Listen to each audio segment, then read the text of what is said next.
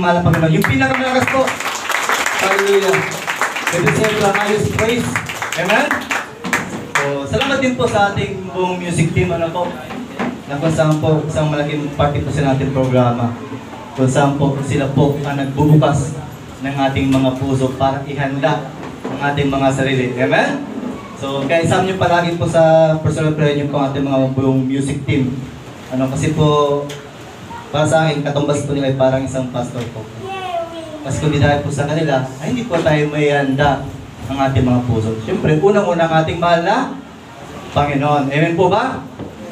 Sige, ako pa nagpupuri ka pasalamat sa umagang ito. At ako pa yung muling magamit para magpagpahayag po ng kanyang mabuting balita. So, malaking pribilehiyo po ang magpag-share po sa inyo ng salita ng Panginoon sa biyaya po ng ating mahal na Panginoon. Pero po tayong mga bagong bisita po. Si Rosel. Rosel pa mo?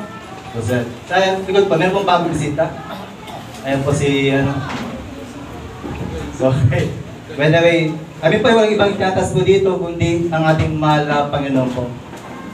Sa Biblia po tayo, naka-focus po tayo, at wala pong ibang naitataas, kundi ang ating mahal na Panginoon. So, sumagang pong ito, kumapasin po natin, ang ating pong inawit po kanina ay puro healing po, ano? Hindi yung healing, healing. Healing from our sickness po, ano? Hindi yung healing o pagingin sa ating mahal na Panginoon, kundi paghiling para sa ating kagalingan ng ating mga pisikal na pangatawan. Amen? So, tayo po tayo lahat at tayo po yung magbabasa ng kanyang mga salita. Ayan po. Ito po isa sa pinaka-common na verses po sa ating pong Biblia. Santiago chapter 5 verse 13 to 18 po. So, pamunahan ko po, salitang po tayo. Sabi po dyan, may paghihirap ba ang sinuman sa inyo? Manalangin siya? Nagagalak ba ang sinuman? Umawit siya ng papuri sa Diyos.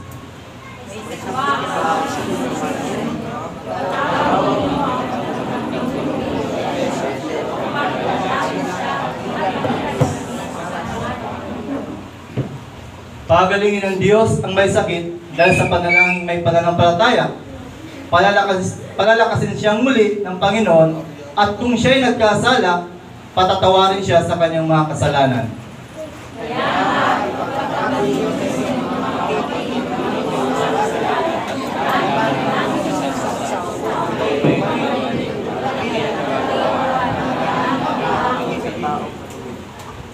Si Elias ay isang tao na tulad din natin. Nang mataimtim siyang nanalangin na huwag umulan, hindi nga umulan sa loob ng 3 taon at 6 na buwan.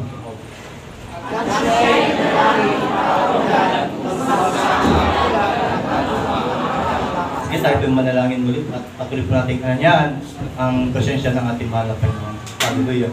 Amang banal at dakil mga pansalhat, kami po ay nagpupuring kapasalamat sa umagang ito, O Diyos, na binigyan mo sa amin ang napakagandang umaga. O God, hallelujah. Especially yung bagong buhay, O Diyos, na pinahiram mo po sa amin upang kami po ay makapagpuri, makapagsamba at magpagpasalamat sa inyo sa pamamagitan po ng pag-aaral at pagkikinig po ng iyong mabuting balita, O Diyos. At sa umagang ito, God, bago dumago po, O Diyos, ay pong pag-aaral ng iyong mga sita.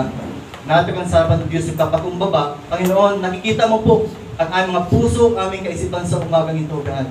Alisin mo po, Diyos, anumang sagabal, O God, hallelujah, upang ito maging hadlang, upang hindi po namin maunawaan ang mga salita mo, O Diyos. At bigyan mo kami, O Diyos, ng isang puso na handang pagtamnan ng iyong mga salita. Isang puso na tanggapin po namin anumang salita ng mahayag sa umagang ito, O Diyos. Ito ay magsibing pagpapala o pagpapalo sa aming lahat. Ito po ay magsibing kalakasan po ng aming pananampalataya, O Diyos. Sa bawat sapinagad, bigyan mo kami, O Diyos, isang puso na mayroong kababahan loob po at teachable heart, O Diyos, hallelujah. Upang sa gayon, sa pamamagitan po ng mga salita mo, ay ito po ay magkaroon po ng pagbabago sa mga buhay, O Diyos. At ako po, yung gagamitin sa umaging ito, Diyos, Panginoon, natunay nga po, Lord, kung sarili ko kakayanan, ako po ay walang magawa, O Diyos. Kailan God, hallelujah. Ang iyong abang lingkod ay sa mga po ng Banal Spirit. Upang sa gayon, mahayag po ang iyong mga salita ng ayon po sa iyong kalooban. At hindi po ang aking sarili maitas, kundi kayo lamang ang siyang mapapurihan sa aming pong kalagitnaan ng Diyos. Panginoon, sa umagang ito, inaangkin po namin ang kapangyarihan mo, ang katagumpayan po ng iyong mga salita sa buhay ng bawat isa. Binabalik po namin sa inyo ang pinakamatas na papuri, pasalamat, pagsamba, tahan sa Panginoon Jesus. Walang magsabi ng Amen. Mawa po na. So, ang topic po natin sa umaga po ito is all about healing po. Healing para sa... Actually po, ang passage po natin dyan, may pangalan po natin, hindi lang po siya about physical sickness, maging spiritual sickness, din po dyan, at emotional. Sumadalan po natin dyan. At mga passage po natin, sinasa po natin kayo na, sa dami-dami po ng mga heroes of faith sa Biblia, pero bakit si Elias po ang ginamit ni Santiago? Anong meron si Elias? Ba't siya ang ginawang instrumento o halimbawa sa atin ni Apostol Santiago? Yeah. Anong klaseng meron siyang pananampalataya? Anong klaseng meron puso bilang propeta? Si Isaias. Si Elias. Isaias nila babanggit ako. So mamaya madala ko si Isaias. Si Elias po palaradan, okay? So para sa akin lang po, si Elias po isang propeta po. Ano? Isang propeta na inutusan ng Panginoon na pumunta sa Sarepta. Okay? Na pumunta sa isang bahay na isang magnanay, na isang balo at isang bata. At nanghingi ng pagkain. Si isang propeta mayroon po na pumunta sa lugar na wala kang ibang dala. Kahit pagkain po, nanghingi niya si Elias ng pagkain niya sa babayang balo. Okay, for the story short po, okay? So maraming pagkain si Elias po. Ano yung natakot siya bilang propeta? Okay? Akala niya wala siyang katibang propeta na titira. Akala niya nag-iisa na siya. Pero marami pang propeta ang naiwan po doon. Okay? 50 yata na propeta pa ang meron at that time. At sabi nga dyan, bakit si Elias ang ginawang halimbawa niya, no, ni Apostol Santiago. So, sa buhay natin bilang mga mananampalataya ni Kristo, tagakasunod ni Kristo, ay mga disipulo ni Kristo. Lahat po tayo mga disipulo ni Kristo. Tama po ba? Kung tayo po ay tinanggap natin ating Panginoon, totoo po yun po katunayan.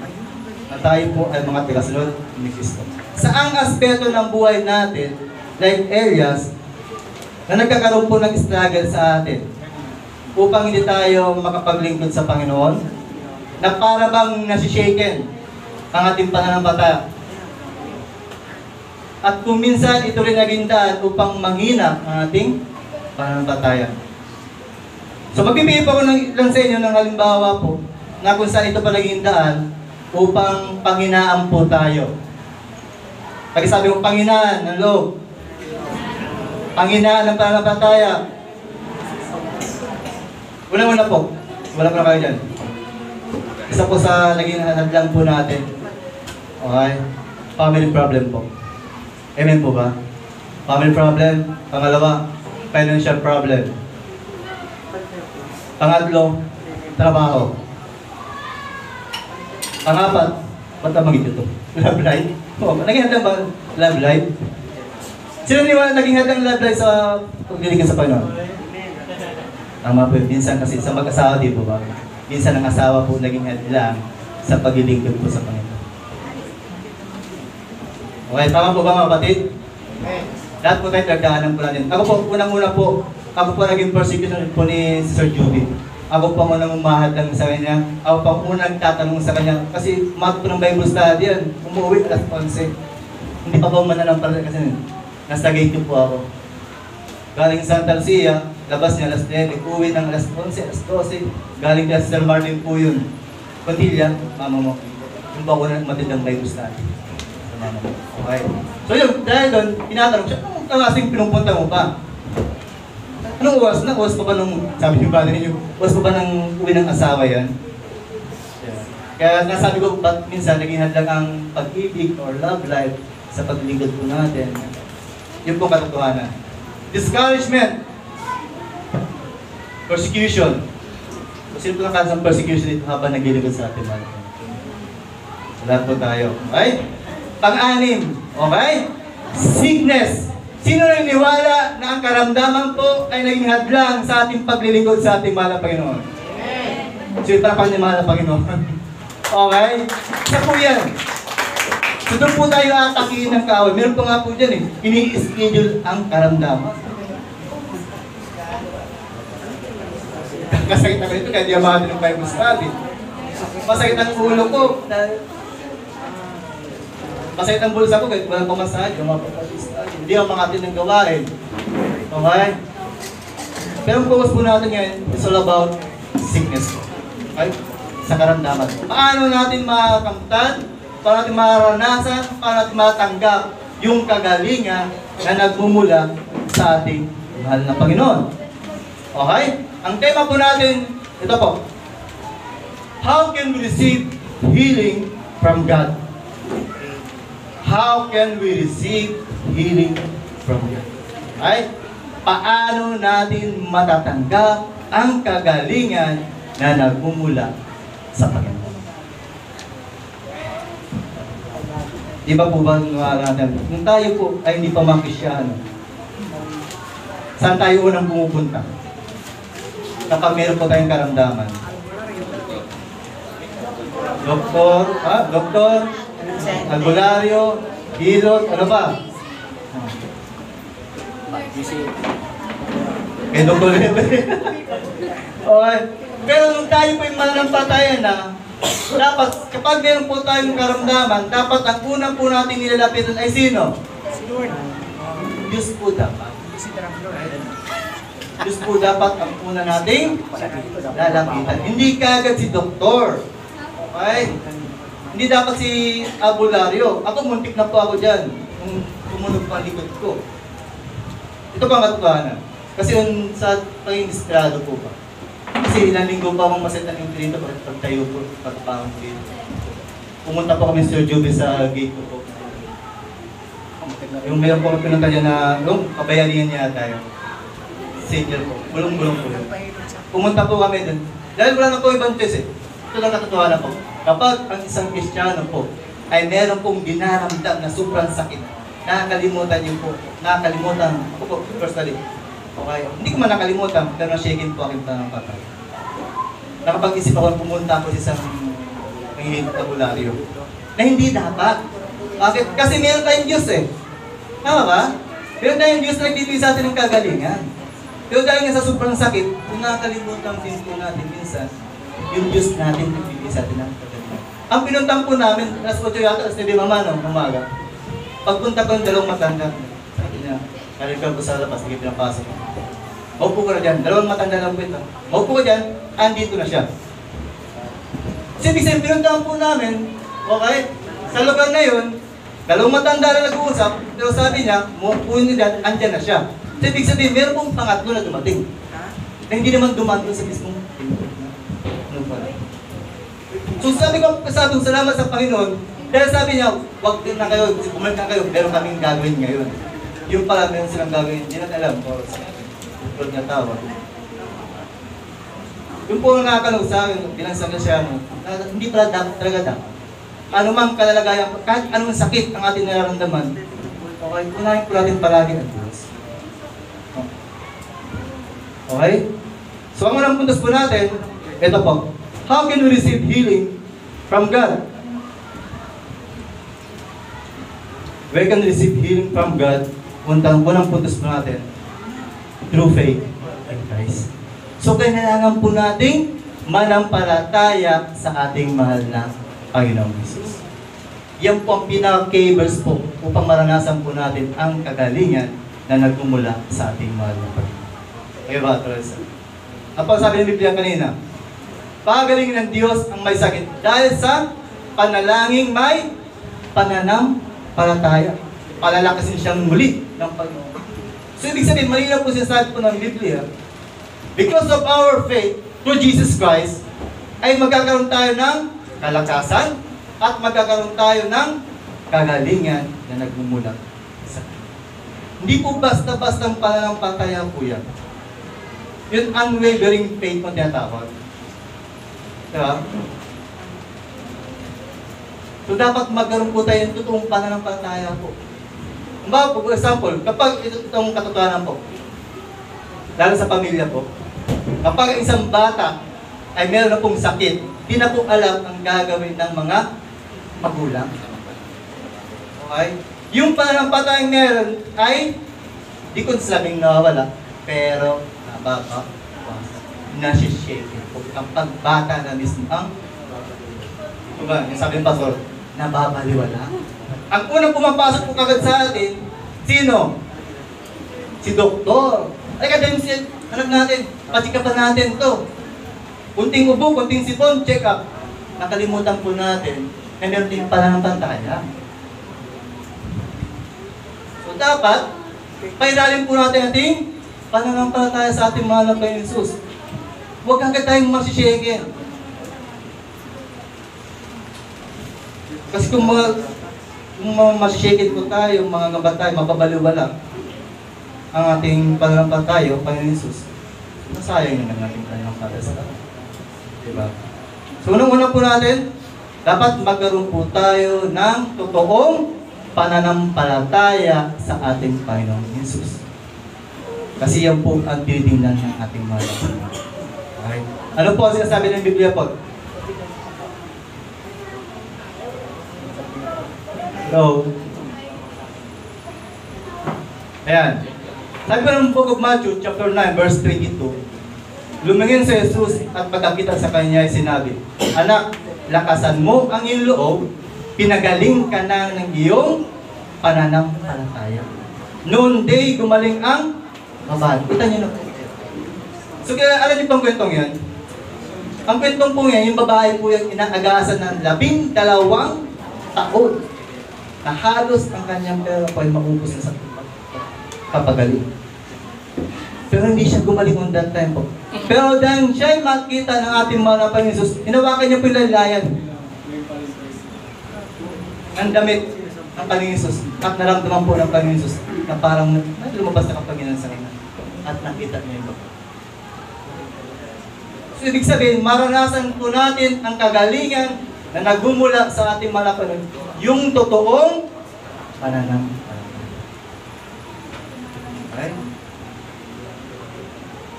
Pananampalataya hindi kayang tumbahin o wasakin ng anumang pagsubok, anumang problema, anumang uri ng karamdaman. Ngayon po ba mga kapatid? Ngayon, why do I need to have faith in Christ? So bakit kailangan kong manampalataya sa ating mahal na Panginoon Jesus? Bakit? Kasi ito po. Ang Panginoon po ang siyang binigyan po ng kapangyarihan na magpagaling po ng ating mga kung hindi lang po sa Biblia po, okay? Pero ginagamit, nung namatay po si Jesus Christ, yung mga apostol po nagpapagaling po.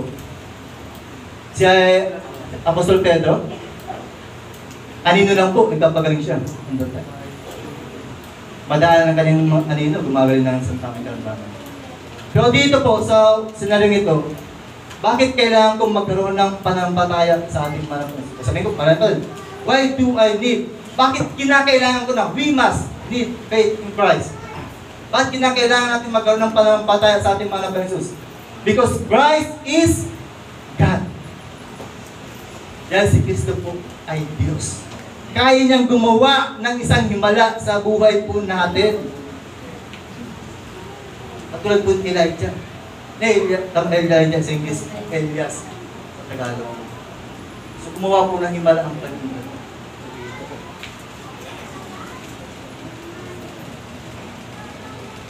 Kung yung sa ating pananampalataya po, ay, sa mga baguhan, medyo okay po tayo. Pero pag dapat sa ating matagal ng Kristyano, hindi po dapat mas-shake ang ating pananampalataya. Kasi kaya pong gumawa, kumbaga ang ating mahal pa rin makapangyarihan po. Huwag po natin limitahan ang kapangyarihan ng Diyos sa buhay po natin. Kung emotional po ang ating pinagdadaanan, kayang wasakin ng Diyos ang ating pinagdadaanan sa ngayon. Tama. kung sama ng loob, ang ating nararamdaman sa kayang alisin ng Diyos po natin yan. Dahil makapangyarihan siya. Nakikita niya ang buhay po natin. Okay? Lahat ng aspeto ng ginagawa po, alam po ng ating mahal na Panginoon. So, iba man po tayo ng sitwasyon, okay, kaya natin matanggap ang kagalingan na nagmumula sa Panginoon. Dahil siya ay Diyos na makapangyarihan. Walang ibang pangalan na ibigay po para sa atin. Okay? Kundi ang pangalan ng Jesus lamang. At ang lahat ng kapangyarihan ay binigay na sa Kanya mula sa Ama. Kaya tayo po, papalad po tayo mga kapatid. Nung tayo pinakakila sa ating mahal na Panginoon, at sa hindi pa matanggap sa ating Panginoon Jesus, ito po yung pagkakataon para tanggapin po natin siya ng buong puso. Kasi sabi nga dito, okay, ang Diyos lang po ang siyang magbibigay po sa atin ng kalakasan, ng kagalingan na nagmumula sa Panginoon. Apo, pangalawang meron pa ako na sinilagay? Wala na. Pangalawang butos po tayo. How can we receive healing from God? We can receive healing from God through the prayer of a righteous man. So, ibig sabihin, bilang isang mananampalataya, matanggap lang natin ang ating kagalingan o kalakasan na nagmumula sa Panginoon Jesus kung tayo po ay matuwid sa harapan ng Panginoon. Ano yung brother mo? Di ba kung magkakasala? O sino hindi nagkakasala dito? Lahat po tayo ay nagkakasala. Pero ang matotohanan, nung tayo po ay sumampalataya sa ating pangalan ng Panginoon Jesus, ay nakita na po sa atin, ay hindi po yung karumihan po natin. Okay? Ay nakita na po sa atin, ay ang katwiran na ng ating mahal na Panginoong Jesus. Ano po sinasabi ng Biblia po? Malaki ang nagagawa ng panalangin ng taong matuwid. So, kailangan natin maging matuwid sa harapan ng Panginoon. Kaya kung nais po natin matanggap yung kagalingan, manalangin ka. Manalangin tayo, nandun yung katwiran ng ating mahal na Panginoong Jesus. Ano ibig sabihin ng righteous? Matuwid. So, ibig sabihin, malinis tayo sa harapan ng Panginoon. Yung walang bahid sa harapan ng ating mahal.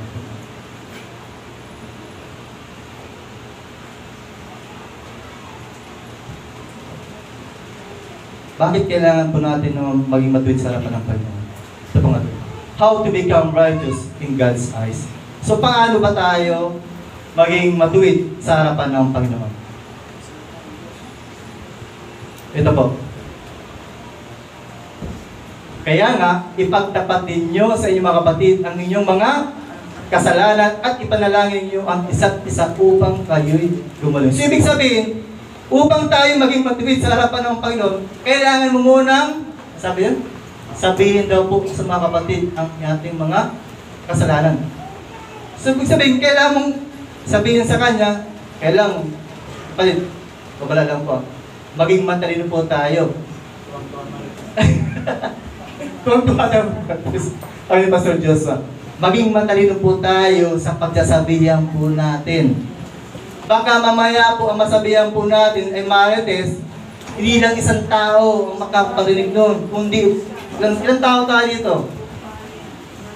80? 80, 70? Pagkaman kayo nilapitan, sa 70 ito, yung problema o yung kasalanan na gagawa natin, alam na ng buong iglesia. Viral na po. Viral na sa Divine. Okay? Kaya mga kapatid, see to it na maging matalino tayo. Okay? Huwag basta-basta magsasabi ng problema, ng kasalanan sa isang tao, sa isang kapatiran. Bakit? Tao din po sila. Diba? Pero kinakailangan sabihin mo, yung mapapagkatiwalaan lang. Hindi yung mga kaibigan, totoong kaibigan. Yung kaibigan sa harap, pag nasa likod, kaaway na. Katawag na backfighter po. Hindi po ganun. Yung talagang totoong mananampalataya, na sa tingin mo, ay matuwid talaga sa harapan ng Panginoon. So sabi ko nga, ay sabi ng Roma, di ba? Wala namang matuwid sa harapan ng Panginoon. Lahat ay nagkakasala. Pero mapalag tayo. Kasi tayo po ay napalaya na doon. Di ba? Kung tayo nagkakasala, automatic, humingi tayo ng tawad. Hindi natin hinintay yung linggo o biyernes pa para humingi ng tawad. Pagkasala tayo ngayon, automatic, natanggap na yung kapatawaran, nagmumula sa harapan natin mahal pa yun. At dahil doon, tayo po ay naging matuwid na sa harapan ng Panginoon. At dahil doon pa lang po natin matatanggap yung kagalingan na nagmumula sa Panginoon. At hindi po yung makikita ng kasalanan din pala ang siya naging hadlang para hindi natin matanggap ang kagalingan na nagmumula sa Panginoon. Dalam po ba ito? Na habang kayo nanalangin na para bang nagbabounce lang yung panalangin natin. Na para bang, Lord, ang tayo ko nang nanalangin sa'yo, parang hindi ko naririnig ang kasagutan. Baka may kulang po, mga kapatid. Okay? Baka may kulang po dun sa natin.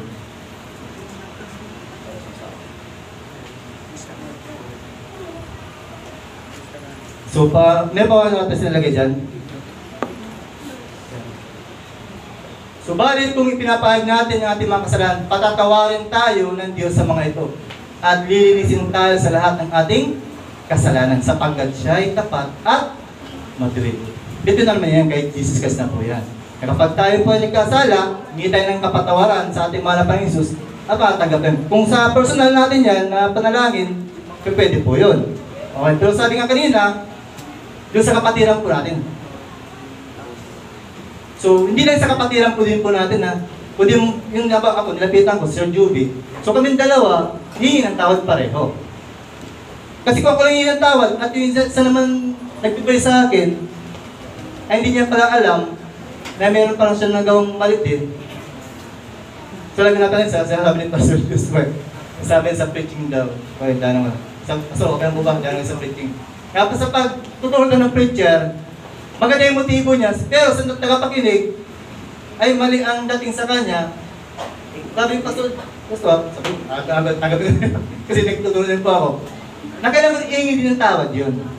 Kasi agad na rin po pala ang naging daan para yung kapatiran ay magkasala. Na hindi ko alam. Kasi ang talagang motibo ko talaga ay maganda, pero sa pagdating sa kanya ay hindi maganda, so kailangan iingi ng tawad yun. Kaya kahit anong panalangin ko, dahil hindi ako humingi ng tawad doon, so walang mangyayari sa panalangin ko. Kahit hindi ko alam na nagkakasala ko, pero kailangan pa rin tanggapin. Kaya sinasabi sa prayer po natin, di ba? Lord, patawarin mo kami. Sinasadya man namin ito o hindi, cleanse us. Tama ba? Kaya sa tingin po natin mga kapatid, kung tayo po ay hindi nakakagawa ng kasalanan, kailangan po natin humingi pa rin ng kapatawaran. Kaya po sabi, kung kailangan natin kagalingan, hingin natin yun. Kahit wala tayong ginagawang mali o kasalanan, hingi pa rin ng tawad yun. Para maramdaman po natin ang kagalingan na nagmumulat sa Panginoon. Sapagkat ito lang po ang tanging paraan para pakinggan tayo ng Diyos sa ating mga panalangin. Yung magkaroon po tayo ng righteous heart. Yung magwid ng puso sa harapan ng ating mahal na Panginoong Jesus. Meron pa Teresa. Ito pa, sa Isaiah 59:2. Ang masama niyong gawa ang dahilan ng pagkawala niyo sa Diyos. Nagkasala kayo, kaya hindi niyo siya makita at hindi niya kayo marinig. So, ibig sabihin po yan, sabi ni Isaiah, ang mga kasalanan natin, ang siya naging dahilan para maging bingi ang ating mahal na Panginoong Jesus. Para hindi niyo makita ang ating mga pag-inain o pag-inang panalangin sa Kanya. Dahil sa kasalanan po natin yan. Okay. Kaya diba sa ating pong panalangin, diba? Yung tinatawag na Acts Prayer. Alam po yung Acts Prayer na napakalaga sa isang Kristiyano. Kapag tayo po ay nanalangin. Okay. Adoration, confession. Napakahalaga po nun. Kasi kahit anong panalangin po natin, kung hindi tayo hingin ng kapatawaran sa ating mga kasalanan, hindi tayo maging matuwid sa harapan ng Panginoon at hindi po magkakaroon po ng katugunan ang ating mga panalangin. So, kaya kailangan na tayo po ay humingi ng kapatawaran sa ating mahal na Panginoon upang tayo po ay maging matuwid sa harapan ng Diyos. Upang sa gayon, makamtan po natin ang katugunan o kasagutan ng ating mga panalangin. Okay? Okay ba, Teresa? Pangatong bis ko yata. Okay? Paano natin matanggap ang kagalingan na nagmumula sa Panginoon? We can receive healing from God through fervent prayer. Pagsabang fervent prayer. Ano ibig sabihin ng fervent prayer? Brother Raymond. Ito pa yung panalangin na hindi lang natural na panalangin. Yun, yung marugdog na panalangin po. Yung taimtim na panalangin po na hindi lang basta, Lord, thank you so, ganun, so. Pinagsama ng thank you and amen. Kung di ano talaga yung parang kabigatan mo, Lord, hindi ko na po kaya.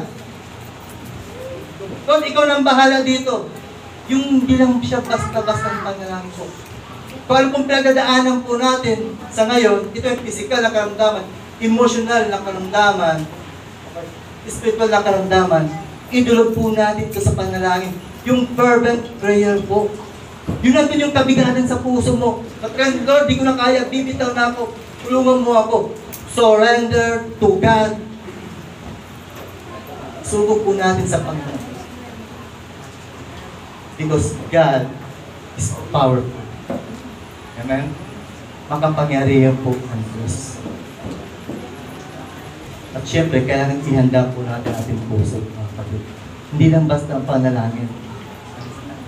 Kung gusto maranasan yung kagalingan, kapahingahan sa presensya ng ating mga kapatid, andun po yung mataimtim, marugtog ng panalangin. Diba?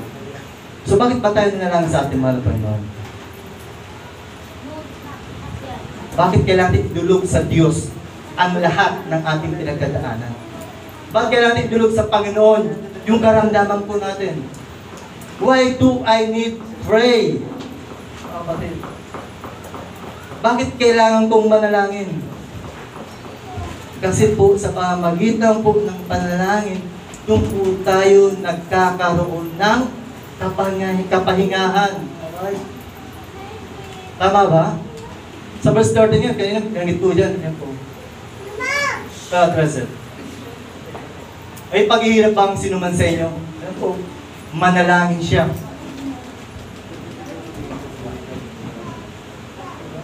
Nagaganap bang sinuman umawit siya ng papuri sa Diyos? So ibig sabihin, kapag meron po tayong ganyang sitwasyon, anong gagawin po natin kagad? Prayer. Fervent prayer. And worship God. Okay. Acknowledge the God na siya lang ang merong magagawa sa buhay natin. Pero sad to say, minsan diba, bumabalik yung old nature natin na tayo minsan ang nauuna.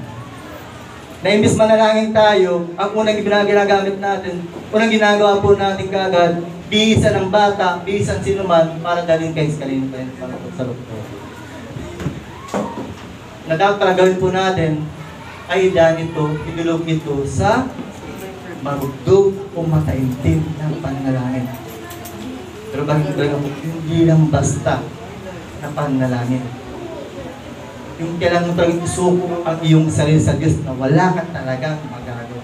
Wala tayong magagawa. At yun po talaga ang katotohanan. We can do nothing apart from God. Without Jesus, without faith, di po at matanggap anong bagay o sa kanyang kagalingan sa Panginoon. Napakalaga po ng mga kapatid. So bakit natin kailangan manalangin? Ito, letter A po. To have peace of mind. Sa pamamagitan po ng marugdang panalangin po natin, nagkakaroon po tayo ng kapayapaan sa ating isipan. Di ba? Yung magulo mong kaisipan, kung anong pumapasok sa ating isipan, dahil dinamo ito sa marugdog na panalangin, pagkatapos manalangin, okay, anong meron? At least ka na. Payapa ka na. So, doon papasok yung ulo natin, yung pananampalataya natin, sa ating mahal na Panginoon. meron yung madalas in-example eh. Pag isa pa talaga na like, sakit karamdaman, ipag-pray ng mama, nanay, tatay. Pag-pray, di yan. So, nag-pray na ganun. Ilang minuto lang, titin ulit. Ano manito yata?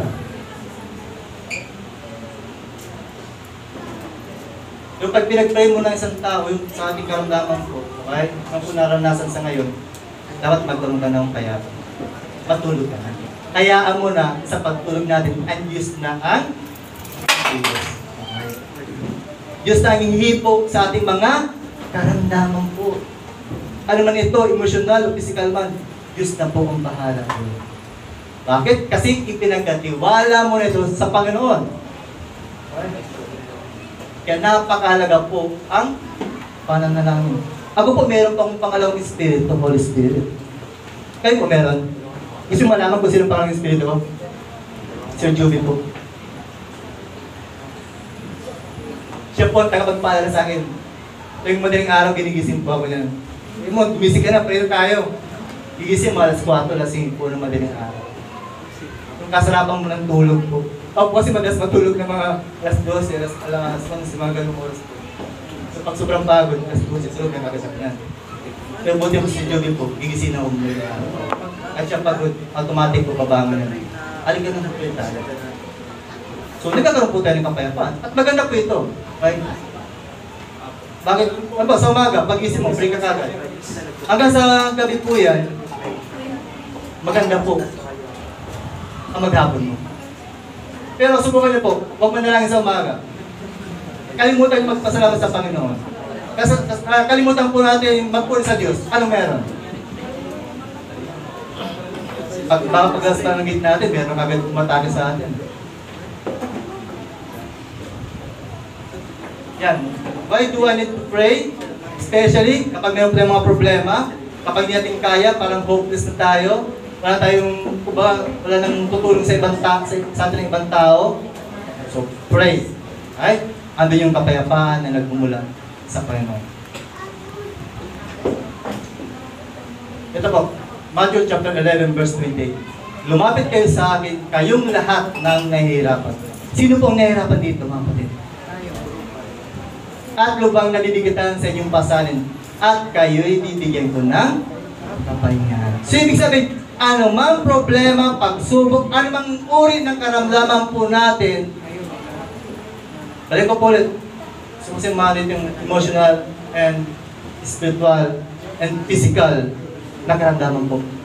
Ipasa na po natin yung cross na yun sa ating mahal na Panginoon Jesus. Okay? At pasanin po natin yung cross ng ating Panginoon Jesus. At doon po tayo magkakaroon ng kapahingahan, ng kapayapaan sa piling ng ating mahal na Panginoon Jesus. Hindi po solusyon ang paglayo, mga kapatid. Hindi solusyon ang umiwas. Kundi ang solusyon dito, harapin po natin. Kasi kahit anong iwas natin bilang tao, mapapagod lang po tayo.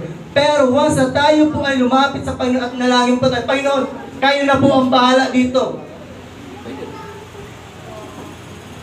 And God will answer us. Sasagutin po tayo ng Panginoon. Bakit? Meron kang pananampalataya na eh, di ba? At ibinulog na ito sa hindi lang ordinaryong panalangin. At nakikita iyon ng ating Panginoong Jesus. At dahil tayo mga anak ng Diyos, bibigyan niya ito ng katugunan. Pero hindi lahat bibigyan ng katugunan ng Panginoon. Kasi alam naman ng Diyos, nalitatandaan, He is all-knowing God. Okay? Alam ng Diyos ang mga bagay na hindi natin. Ito mga kapatid, dahil sa karamdaman po ating topic po natin, so kailangan natin manalangin sa Panginoon para magkaroon po tayo ng kapayapaan sa ating mahal na Panginoon Jesus. Pangalawa, letter B, to receive God's revelation on what to do. Okay? Sa pamamagitan po ng bakit kailangan ko manalangin? Para ipakita sa atin ng Diyos kung ano ang dapat nating gawin. Tama ba mga kapatid? Hindi kaagad papasok yung ating natural na pagkatao, simple nature. Kundi, lapit ka sa Panginoon, and God reveal us at ipapaunawa sa atin kung ano ang mga dapat nating gawin. At pagkatapos nun, yung panalangin natin yun, yung palang ibibigay ng Panginoon kung sino ang mga dapat nating lapitan. Kaya mga kapatid, nakakalungkot man. Sabi ko kanina, yung sa karamdaman ko po dati. Medyo umigat ko nalang po dito minsan. Pero dito na nakita talaga na minsan palang karamdaman din po ay gawa din po natin. Hindi natin pwedeng isisin sa kaaway din eh. Kaya, kasi ako po, naging kampante ko sa trabaho ko eh. Na kung bakit pagbuhat ko, hindi ko akala na ginamit yung sarili lakas ko. Tumulog po dito. Minsan, madalas ang napapabintahan po si Satan. Pero ang katotohanan po talaga, tayo rin po minsan ang may gawa. Diba? Like for example, bawal uminom, inom ka ng inom. Bawal magpuyat na magpuyat. Pag-isip mo sa umaga, puyat ka, masakit ang ulo mo. Kasalanan ba ng kaaway yun? Hindi, di ba? Kasalanan mo na yun eh. Kasalanan natin yun eh. Kung sa akin nangyari, kasalanan ba ng kaaway? Hindi, kasalanan ko yun eh. Di ba? Kaya minsan, kawawa din si Satan eh. Palagi na pagbibintangan, kahit hindi niya kasalanan. Sa kanya palagi ang bagsak eh. Kung tutusin, tayo rin po mismo may gawa nun eh. Di ba? Bakit tayo dumarang sa mga kasakitan? Bakit tayo dumarang sa mga mabigat na pagsubok? Kasalanan ba ng Satan yun? Sometimes, pinapahintulutan ng Panginoon. Pero sometimes, kasalanan din po natin. Bakit? Kakalimutan na po natin ang Panginoon eh. Na-out of focus po tayo, tama ba? Kaya dahil doon po, sige, na-out of focus rin. Eto, bigyan ka ng karamdaman ngayon. Yung mabigat na karamdaman. So dahil naramdaman mo yung sakit, anong gagawin mo ngayon? Lapit ka na naman sa Panginoon. Pray ka na naman. Diba? Pero kung kailangan po natin ng kagalingan, once again, sa Diyos po tayo lumapit. Huwag sa natin kakayanan. Huwag sa natin talino. Sa Diyos po natin ipagkatiwala ang lahat ng bagay. Because nothing is impossible to God. Walang imposible sa Diyos. Kahit ano kahit ang Panginoon nga, kahit patay, kaya niyang buhayin eh. Di ba? Para lang ipahayag, para ipakita ang kanyang kapangyarihan sa buhay po natin. Kahit bulat, kaya niyang pagalingin eh.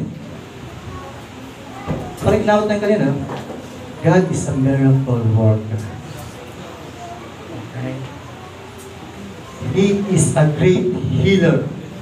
He is a great doctor. There's nothing impossible sa kanyang pangalan. Diba? Kaya po, ang ganda po namang awitin po natin. It's all about victorious, mga kagalingan po sa ating mga kapatid. Eh po, bakit natin manalangin para tayo po ay magkaroon ng kapayapaan sa ating kaisipan? Okay?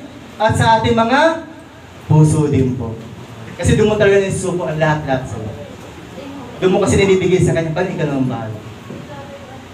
At doon natin matanggap ang revelasyon ng ating mahal na Panginoong Hesus. Pangatlo pa ba? Pang-apat na, Diyos ko po.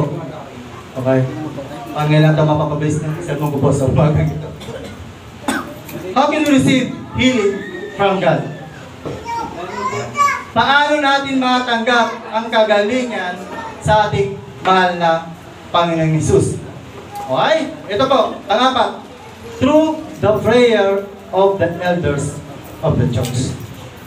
So, kailangan po natin ng panalangin ng matatanda sa iglesia. Kapaliwag ko sa inyo kung sino matanda. Pamisinterpret niyo po. Kayo ba ito, sir? Ito po. Sabi po ng Biblia po, kanina binasa po natin, verse 14. May sakit bang sino man sa inyo? Ipatawag ninyo ang matatandang pinuno ng iglesia upang ipanalangin siya at pahiran ng langis sa pangalan ng Panginoong Hesus. Dito pumasok ang Sister Ming. Sister Ming yung langis daw. Okay? Anong klase langis? Literal to, na literal. Pasal daw, literal o na literal. Okay? Ayan po. Sabi ni Santiago, kapag meron daw po tayong karamdaman, anong gagawin po natin? Ipatawag daw po natin ang matatandang pinuno ng iglesia. Ito lang po paliwanag. Hindi po yung mga senior, ha? Baka maging literal po ng senior, tawagin yung kung sino mga matatanda. Alin kayo, pag-pray mo ako dito. Alam mo, isang buwan pa lang sa church natin as a divine member. Pag-pray mo ako dito ngayon. Kailangan ng panalangin. Hindi po yun. Hindi po yung mga senior po natin. Yung tiyatawag po elders po natin, iglesia. Sino yun? Ha? Sino sila? Ito po. Hello? Andiyan pa po kayo? Who are those? Mga bata, bigyan po ko sa likod sa kasa. Okay. Okay, maganda naman, dapat ang matapos. Who are those elders of the church? Sino ba yung mga matatanda natin sa iglesia? Ito po yun. Pastors of the church. Walang iba po sila po. Bakit? Kasi po, sila na po yung mga matatag na sa pananampalataya. Kumbaga sa subok na ng panahon. Kumbaga yung sa natin, sa legendary, mga legend na po sila. Bakit? Ay, Pastor, ilang taon na po kayong naging Christian? May tanong ko lang po. 1990 po. Sino magaling sa math? 1990 minus 2023. 33. Tapos ilang taon na po kayong humawak ng iglesia po? From the start po. 10. 23 years. Kita niyo po yun? Opo. 18 years po.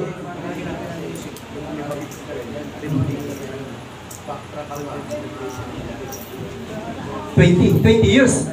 Oh. Diba? Ibig sabihin, karapat-dapat po talaga na kapag meron tayong karaman, sila po ang una po natin tatawagin. Kasi balik ko, sabi ko ha, subok na sila sa panahon eh.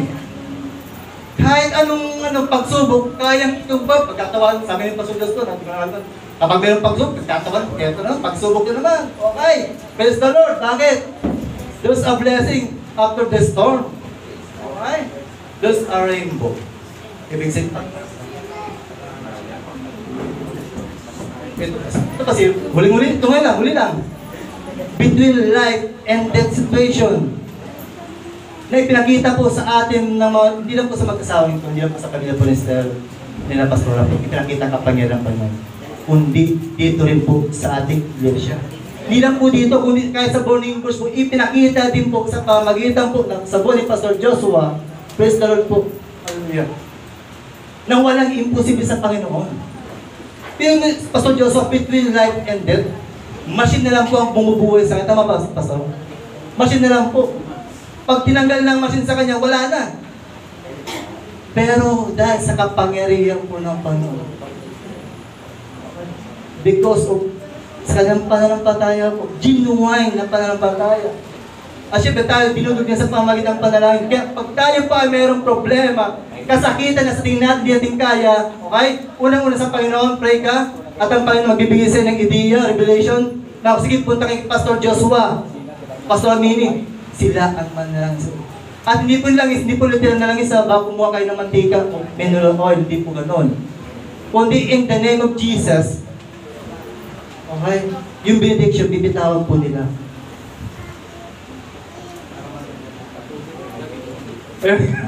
Para mas magandang pakinggan na lang, virgin coconut oil. Kung nagano pa ako, nag-conversion pa ako. Okay? So, bakit po? Kasi sila rin po ang binigyan din po ng authority ng Panginoon para po tayo ay pagalingin din. Pero once po natatanggap po natin ang kagalingan, kapayapaan, kapahingahan sa ating buhay, sa pamagitan ng panalangin, ibalik po natin ito sa ating mahal na Panginoon. Okay? So wag ang focus kila pastor. Kasi bakit po? Ginamit lang po sila bilang instrumento. Hindi lang po yan, okay? Hindi lang mga pastor of the church. Kahit po yung mga leaders of the church din po. Pero yung leaders na yun ay dapat ay maging mabuting halimbawa. Okay? Kasi kung wala sila pastor, ang leaders na nandyan, di si leaders pwede. At kung wala si leader, sino naman? Bible study teacher. So, ibig sabihin, yung tatlo po yan, kapag kailangan po natin panalangin, kung hindi po sila available, paano kung wala ang tatlong yan? Paano kung nasa malayong lugar ako at meron akong dinaramdam na kasakitan? Anong gagawin ko ngayon, Brother Raymond?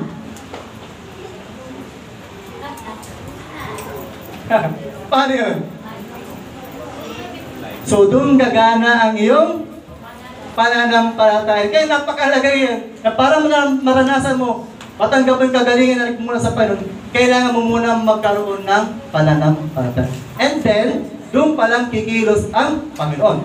Para pag dumating ang puntong yun na wala ka na malalapitan, wala ka na mahingin ng tulong, ikaw na mismo ang kikilos. Ikaw na ang lalapit sa Panginoon. At gagamitin mo yung fervent prayer. Okay? Yung marupok na panalangin. Siyempre, samahan mo ng pananampalataya. Ngayon, pag panalangin po lang, panalangin, merong pananampalataya, ang impact po nun, grabe po. Magtatanggal na lang sa gagawin ng Diyos sa buhay po natin. Ganun pala yun. Okay? At ito mga mga kapatid, tayong po lahat, sabi ko nga, ay binigyan po ng authority na mag-release din po ng kagalingan sa bawat isa. Tama po ba? Lucas 10:19. Binigyan po tayo ng kapangyarihan na magpalayas ng masamang spirito. Kahit ang mga scorpions, ano man yan, ang spirito niyan. Okay, tandaan po natin, yung pong mga karamdaman po, anong espiritu? Espiritu ng karamdaman, sa pangalan ni Jesus, pinapalayas ka. We can rebuke on our own through Jesus' name. O makalimutan ba ang pangalan ng Panginoon? Kasi without Jesus' name, hindi po pakinggan ng Panginoon Jesus. So, kailangan palagi sa panandulo pagkatapos, in Jesus' name, in Jesus' name. So, sabi ko hindi lahat po ng Kristiyano ay alam po na meron sila ding authority. Kasi, ito, nabagit ko ngayon. Lucas 10:19, basahin niyo po. Okay, nabagit ka ko sa Bible study, nabagit ko na nito. Kapag may kapitaanan, okay, karamdaman, manalangin ka ngayon sa Panginoon, idulog mo ito at dumaranasan yung kapayapaan. Okay. Meron pa atin, present. So, ayan po. Conclusion na kagad ako. Okay? So, ulit po natin. How can we receive healing from God? We can receive healing from God, unang punsan, through faith in Christ. Pangalawa, through the prayer of a righteous man. Pangatlo, through fervent prayer.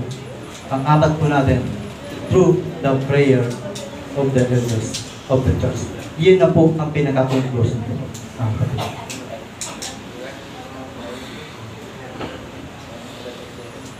At hindi po natin marang baka ay kulang po tayo dyan. Okay. Kung sa tingin natin dito, ba't di ko maramdaman yung kagalingan? Pinag-try na ako. Baka may kulang po din sa nabanggit po natin. Okay.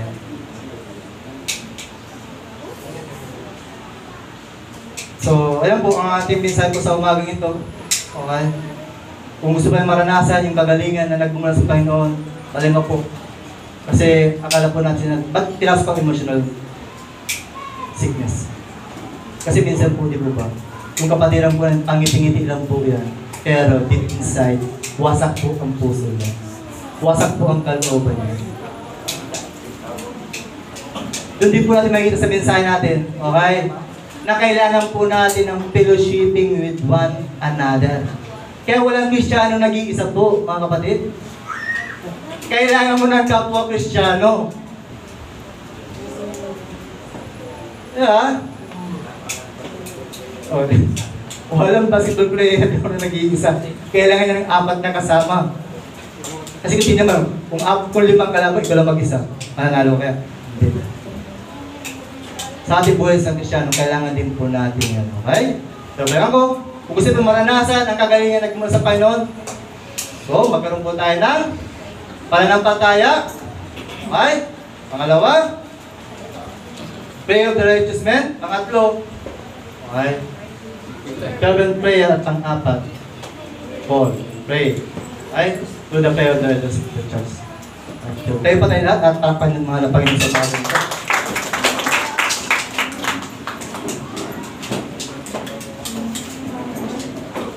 Okay. Hallelujah. Tayo po magpasalamat sa ating mahal na Panginoon. Ipigit po natin ang ating mga mata sa umagang ito. At katulad nga po, Diyos, mga kapatid, ating mensahe kanina, sa ngayon, okay, nasa ating pong panalangin sa umagang ito ay nandun po yung marugdog na panalangin. Hallelujah. Kung po, di ko po alam ang sitwasyon niyo sa umagang ito. Hallelujah.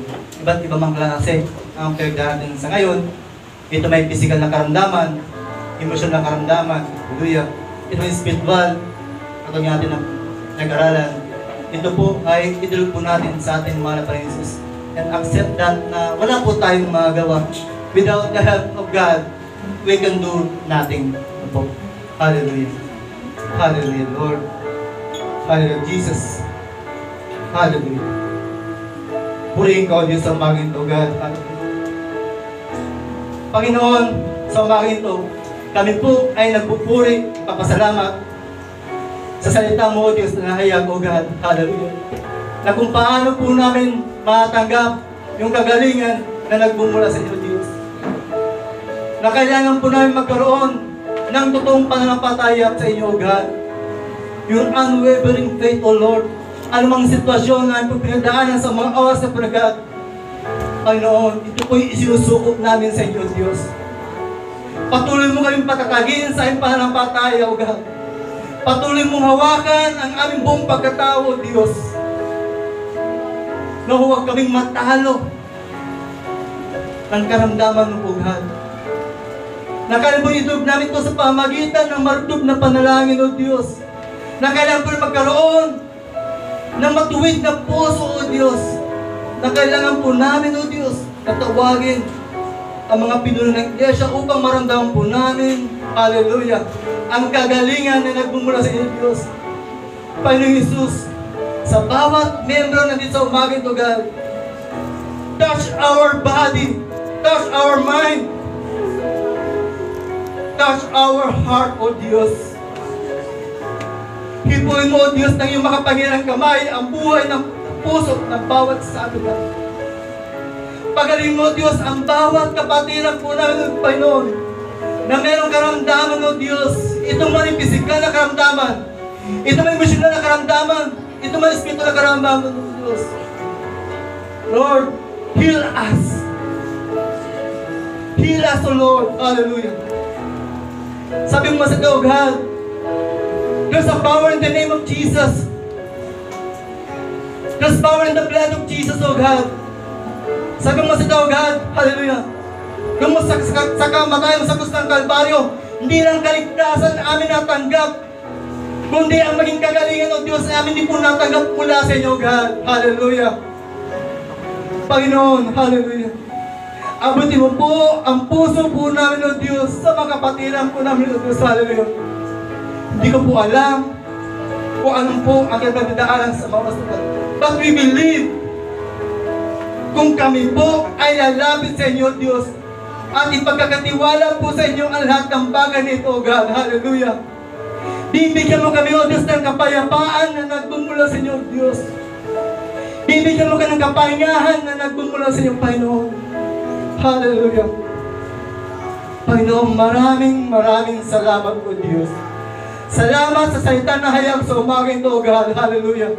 Natunay nga po, Diyos, hindi ka patapos sa aming mga buhay, na kami po ay paulit-ulit kong pinapalalahanan sa pamamagitan po ng iyong mga salita.